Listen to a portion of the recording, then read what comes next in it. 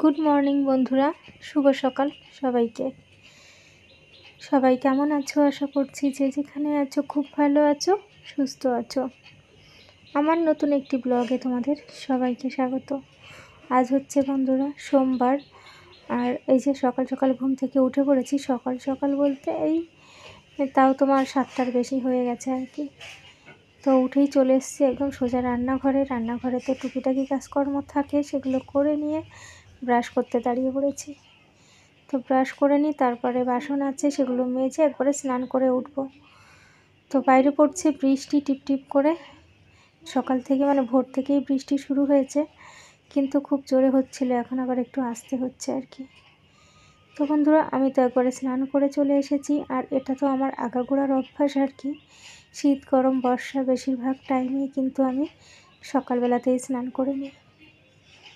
তো স্নান করে এসে এই যে রেডি হচ্ছি, তারপরে আর কি সমস্ত কাজ পরপর থাকবে। তো বন্ধুরা আশা করছি আজকের ব্লগটা তোমাদের সবার খুব ভালো লাগবে, আর সবাই আমার সঙ্গে থেকো, দেখতে থাকো।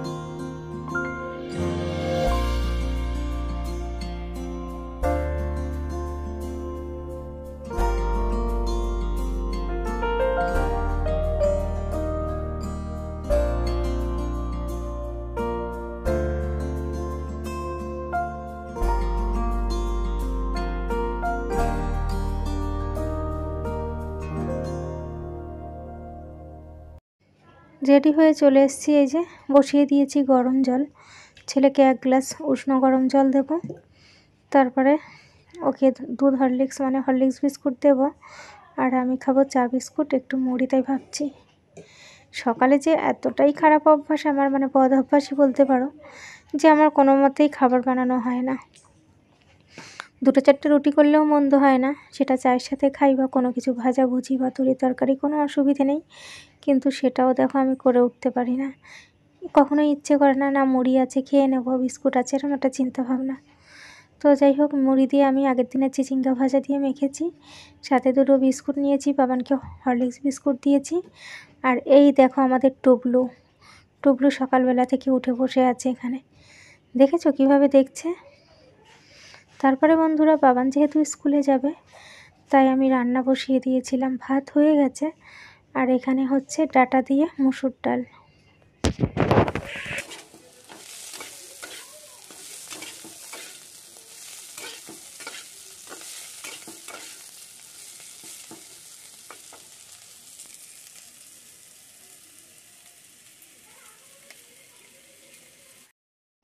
না, পরপর রান্নাগুলো আমি সব করে উঠতে পারিনি, শুধু ডাল আর ভাত খাইয়ে ছেলেকে স্কুলে দিয়ে এসেছিলাম, এসে তারপরে একটু ভাজাভুজি করে নিয়েছি আর কি ডালের সঙ্গে খাওয়ার জন্য। না, আজকে আর কিছু করব না, মাছ ডিম কিছুই করব না।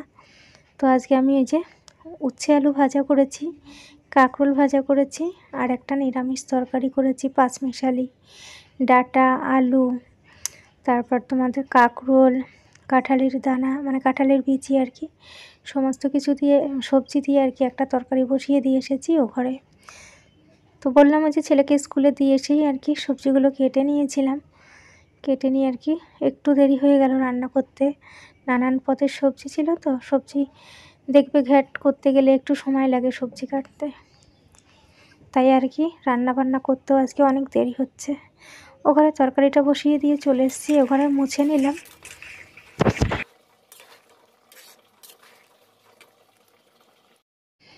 তরকারিটা রেডি হয়ে যেতে নামিয়ে নিয়েছি। আসলে তরকারিতে আলুটা একটু বেশি দিয়েছিলাম, কারণ ডাঁটা আছে, কাঁঠালের বিচি আছে, আর কাঁকরোল খুবই কম দিয়েছিলাম, যেহেতু 3 তরকারি রান্না করতে নেই, মানে 3 সবজি আর কি। তাই একটা কাঁকরোল দিয়ে সেটাকে আমি 4 সবজি বানিয়ে দিয়েছি। তো নিরামিষভাবেই রান্না হয়েছে, একটু মিষ্টি মিষ্টি করেই, 5 ফোড়ন দিয়ে, লঙ্কা চিড়ে দিয়ে আর কি।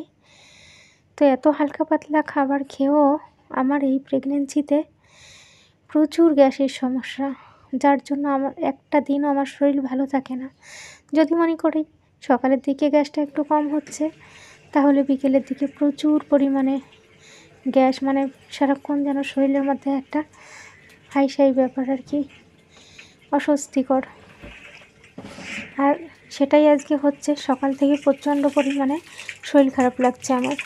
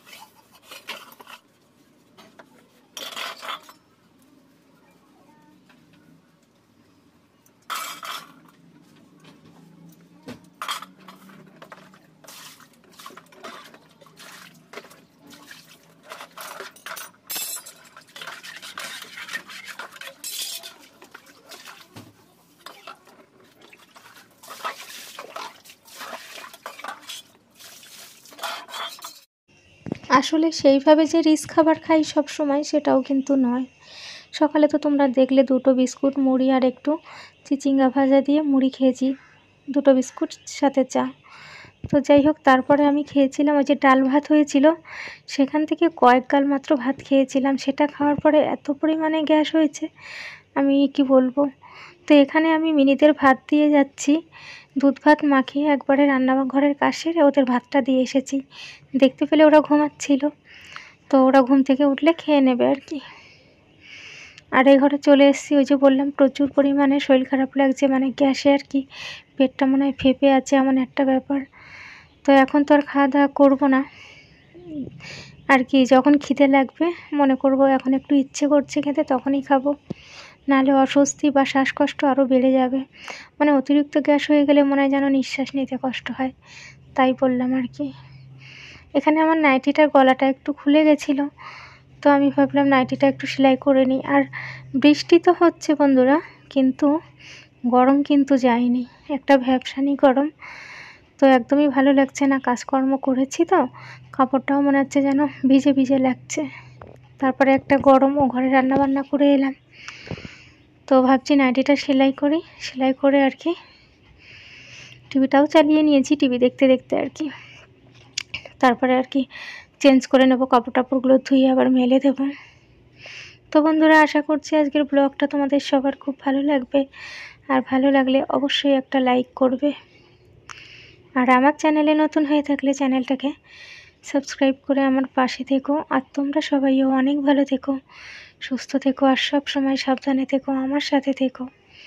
তো আমার বললাম ওই যে শরীরটা ভালো লাগছে না, শরীর ভালো না লাগলে দেখবে কোনো কিছুই ভালো লাগে না। আর অনেক দিন হয়েছে চুলে তেল দেওয়া হয়নি, তো ভাবলাম চলো একটু মাথায় তেল দিই, তাহলে চুলটা, মানে মাথায় চুলে তেল দিলে মাথাটাও হালকা হবে আর কি। সেই যেই ভাবনা সেই কাজ, চুলে তেল দিয়ে দিচ্ছি দুপুরবেলায় এখন। খাবার দাবার না খেয়ে দেখতে পেয়েছো কী অবস্থা, মানে এতটাই শরীর খারাপ লাগছে যে রান্না বান্না করে আমার একদমই খেতে ইচ্ছে করছে না। তো যাই হোক বন্ধুরা, চলো সবাই আমার সঙ্গে থেকো, দেখতে থাকো।